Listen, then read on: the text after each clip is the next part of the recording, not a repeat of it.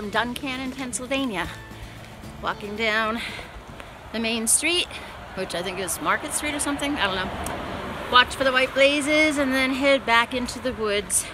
I slept in the church basement last night of the local Lutheran church for free. It was clean, immaculate, and so lovely, and I don't know, it was just a really great time. Here's my white blaze here. So I'm gonna turn.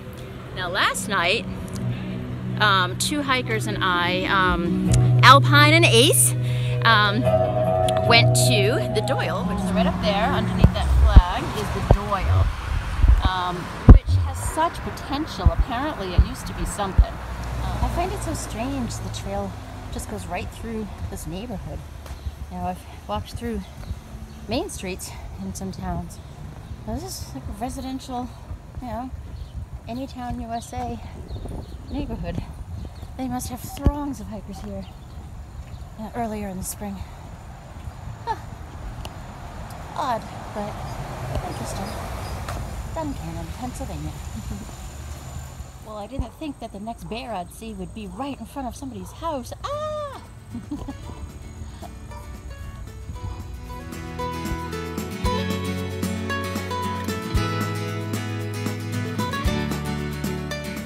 I feel off today. I have a headache. I'm just tired. It stopped raining, so it's the first dry day in quite a while. But I have a headache. I took some Tylenol. I hope it will help. Looks like probably I'll be heading up there into them there hills. I don't know. I've been walking on the road for so long. I don't know where I'm going.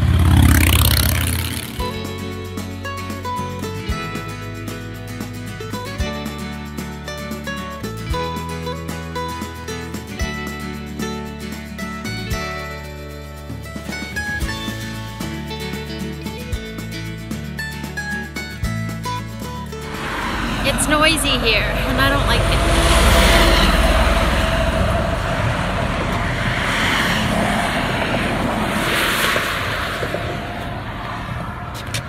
There's been a dragonfly following me. I think he's gone now. He just keeps getting in front of me, and no, there he is.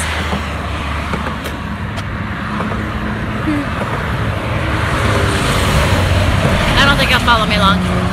Shut up! Traffic! Shush!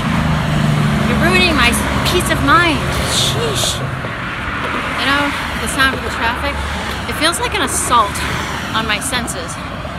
I mean, I've been in towns, but they're small towns with a few cars up and down the roads, but this highway type speed and noise and the number of cars passing me, it really, I feel like I'm in a boxing ring or something.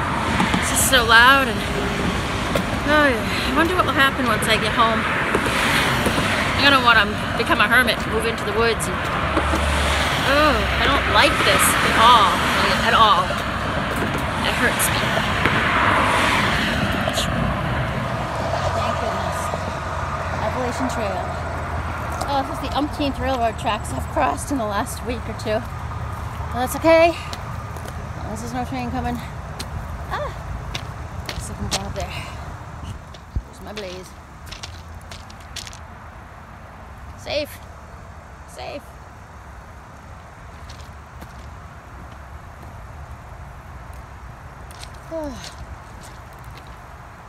Into the woods. Thank you, Jesus.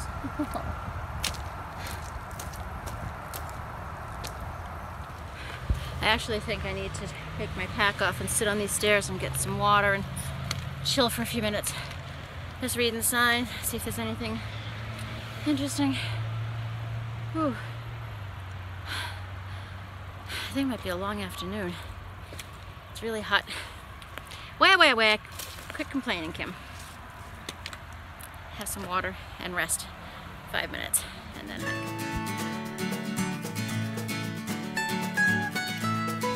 I'm up here in the hills, and I can hear the train go by across the tracks I just crossed. I can still hear traffic, so I need to get a little higher.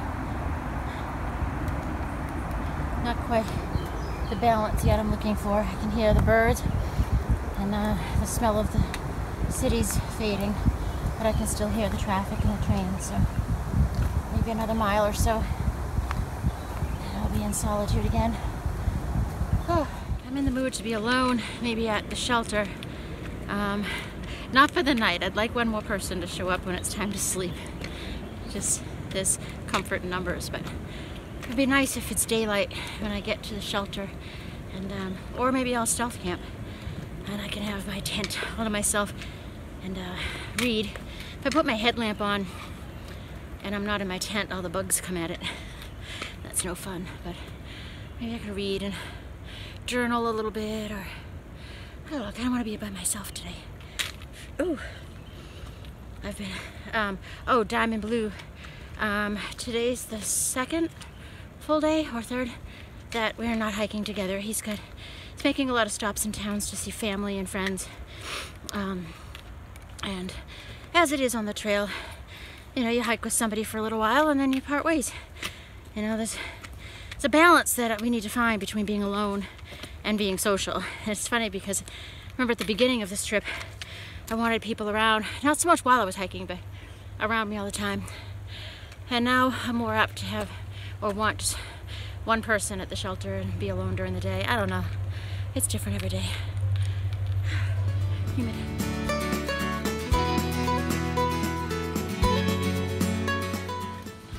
not there yet. This few miles has gone so slow. Whew. I think it's about 90 degrees out. I don't know if it feels it. Got a little bit of a climb left. Looks like I'm nearing the top.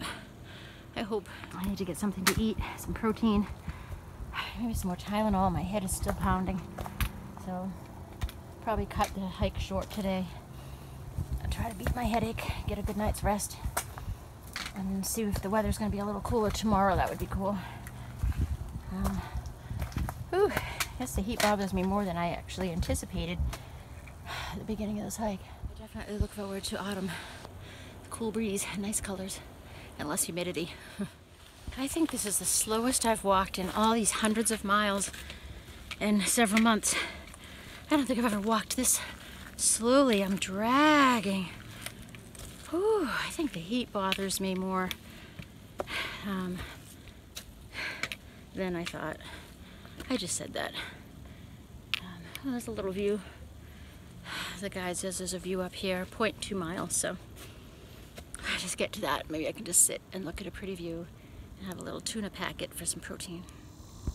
A pretty view of the Susquehanna. That's where I just crossed, I assume. I can still hear traffic though, even from this height. How do I get away? The shelter's about a mile away, and then another one's maybe 4 miles after that, 7 miles. I think 7 miles. So I'll definitely get to the first shelter, but then probably rest for a solid hour. Or maybe just hike and pitch my tent somewhere. I don't know if I'll get to the second one. I don't know if I have the energy, but maybe I'll tent. I don't know. I'm rambling. Pretty.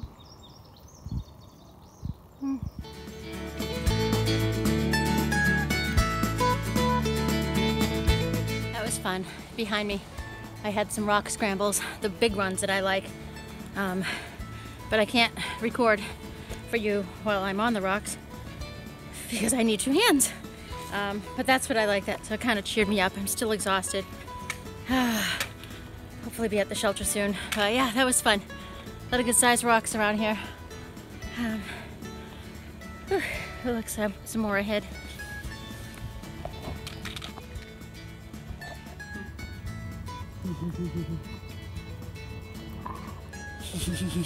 It's fun. I like it.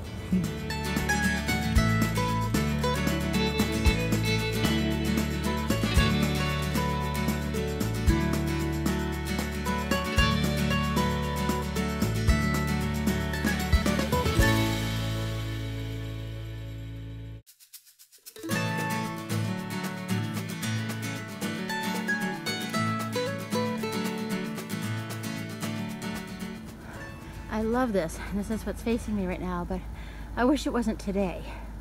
Of all days. I am actually so tired, I'm afraid that I might fall. I don't want any of you fooled. I passed my 500-mile mark the other day. Was it yesterday or the day before? I don't know. But this is hard for me every single day. My lungs, you know, every day when I'm faced with something like this, I wonder if this is my last day. I mean, I'm exhausted and, you know, I hurt and I'm out of breath and you know, it's hard. And I think, I mean, it's hard for everybody, even the young ones and who are hiking all the time, who fly past me, who are already in New York. It's hard for them. If it was easy, one of my friends said, if it was easy, everybody would do it. But it's above and beyond that. You know, I'm not an athlete, and it's really, really a challenge. I shouldn't stop. There's mosquitoes like big time, and they're eating me. I'll tell you in a minute. I'll hang up. I'm going to stop this video and talk more after I'm off these rocks and away from the mosquito.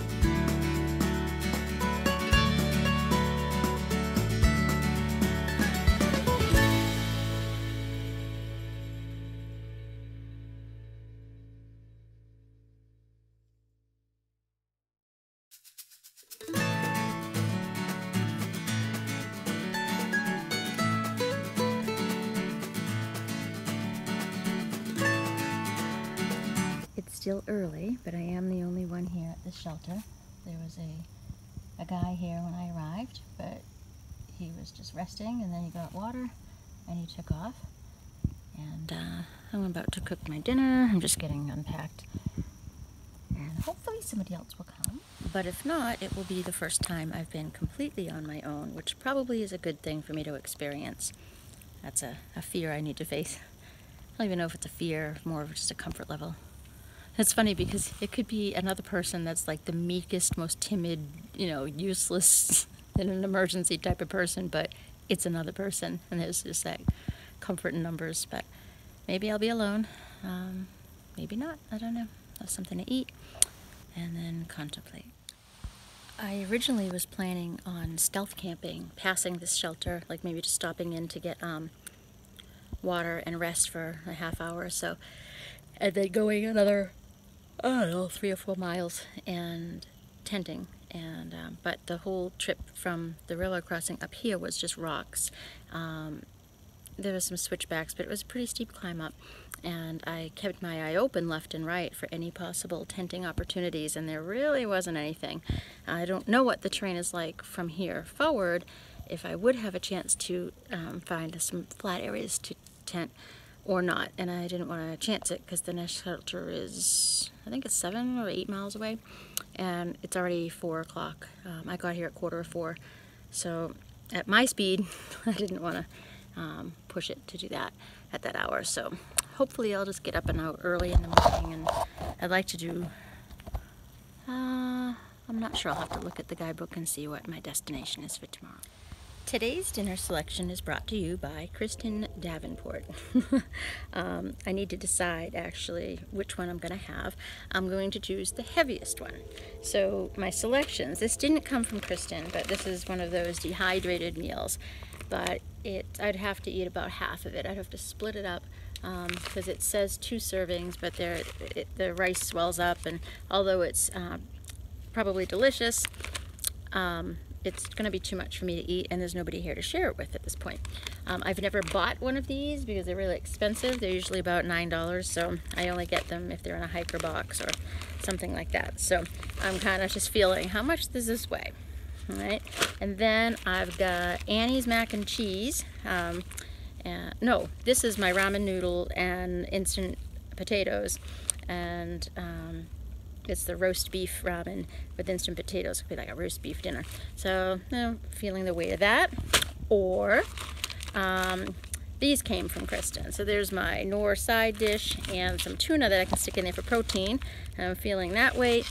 And then I've got, that's my Annie's mac and cheese that I took out of the package, and some tuna. And I'm feeling that. And it looks like that's the winner. This is the heaviest one. It's a good sized pack of tuna, so there's some protein. And I took the Annie's out and stuck it in a baggie, quart-sized bag. And that's the heaviest one. To get that out of my backpack so I don't have to carry that around tomorrow. And all these other things will just go back into the Ziploc, and I'll start my dinner. I like to keep everything in a gallon-sized Ziploc when it's stored in my backpack, so that if there's any holes or punctures, it doesn't get all over my food bag and therefore my backpack. This is a ramen bomb. If you cringed when I said ramen noodles and instant potatoes, it's a staple out here on the trail. I would love some dehydrated vegetables to put in there. Maybe the next town I'm in will have a supermarket, and I can carry some like fresh carrots or a fistful of green beans, and not a whole lot, but maybe enough just to bring with me and cook within the first day or two.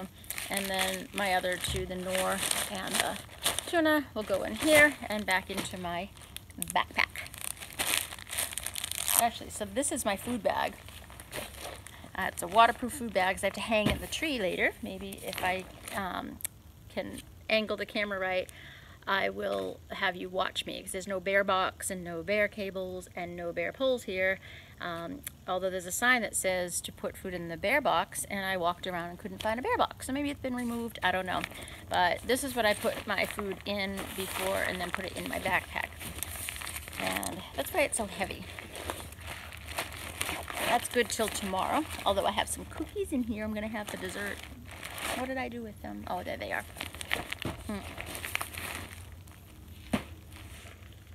Did I just hear thunder? I hope not. Oh no, no thunder, no, no, no. I've already filtered water, and I have a couple other bottles that are behind the camera, but this is my water filter.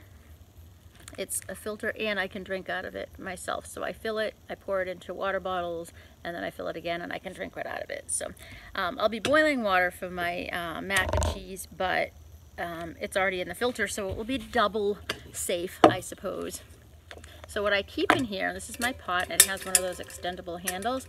It was free because I had it from my Girl Scout days. And I just keep a little half a bandana. It's cut in half, and the other half I use like a little napkin. So it can be dainty, but this is for like wiping the pot or whatnot. And in there was a lighter and one of those little pot scraper thingies. And this is the actual stove. It just opens up like this. It's kind of cool. It only weighs, I don't know, I'd have to look, a couple ounces. It's really lightweight. And it just goes right on here. It's an MSR pocket rocket. There we go. I keep hearing things in the woods. It's not even dark. Like branches snapping. I don't like to cook on the table because if it tips over, it will burn me. So I'm putting it on the bench in front of me for now, and I'll probably step back.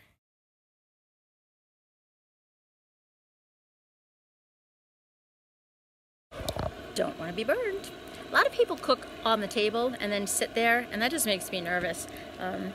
If it tips over, their hike is going to be cut short.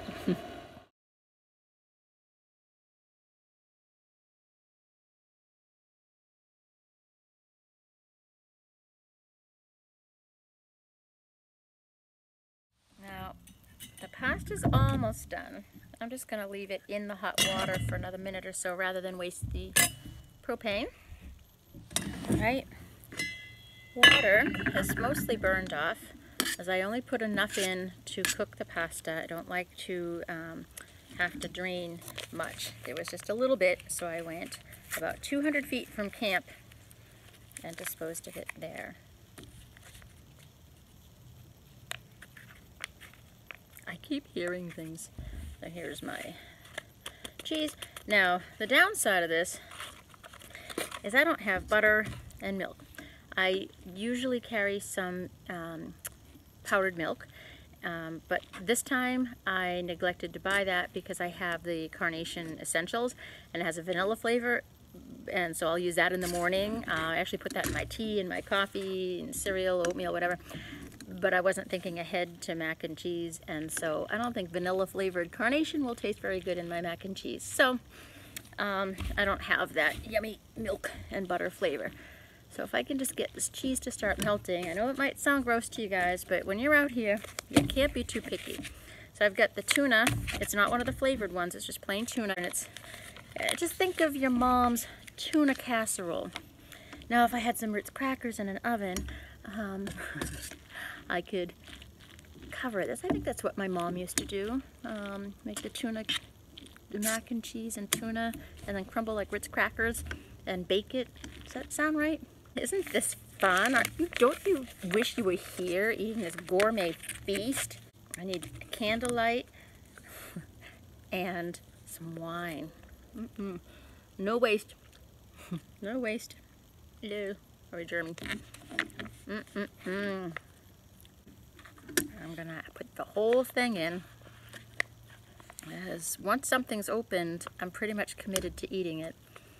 Packing out cooked food, especially when there's water added, is very heavy, and it's going to be days before I'm in a town near a trash, and there's no trash receptacles on the trail for the most part.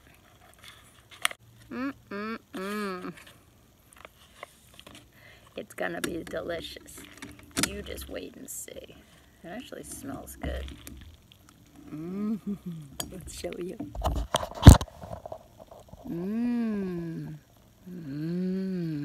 Yummy. And it looks like a lot, but I burned a lot of calories, and I expect to do so again tomorrow. Bon appetit. This is actually pretty good. Actually, it's very good. Thank you so much, Kristen Davenport, for tonight's dinner.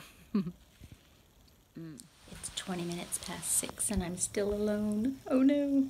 Although I hear some men talking, and I went to put my food in the bear box, and I could see them way up the trail, like where I first entered. So they might be tenting, but they haven't come down here, so maybe they're irresponsible tenters and they'll keep their food in their tent, and bears and rodents will go after them and leave me alone. I like that idea.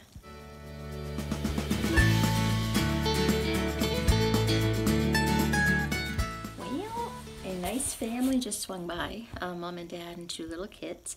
I was excited because I thought maybe I'd have company, but they just had a sandwich and then left. And it's probably 6:45, and I am still alone, so it looks like that's it for the night. Maybe not. They did say there were 2 men. I'm already nestled in my bed here.